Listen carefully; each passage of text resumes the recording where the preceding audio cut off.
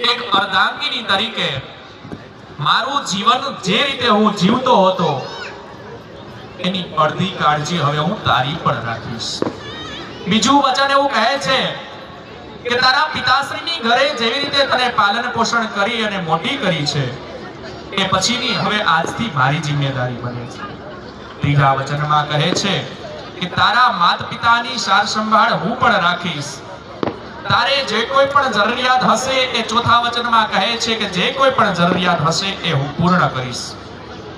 પાંચમા વચનમાં કહે છે કે તારા માટે હું કોઈ પણ વસ્તુ કરવા શક્ય હશે એ બધી વસ્તુ હું કરીશ.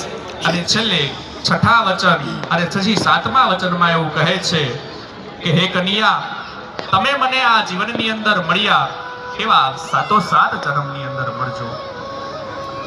જ્યારે કન્યા એ વરને વચન કહે છે, સૌપ્રથમ પહેલું વચન છે કે હે વર, હે ભગવાન, તમારી સાર સંભાળ હું દરેક રીતે રાખીશ.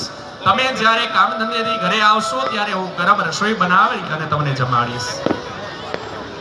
બીજા વચનમાં કહે છે કે તમારા માતા પિતા છે મારા સાસુ સસરા નહીં, પણ મારા માતા પિતા છે એની હું સાર સંભાળ રાખીશ.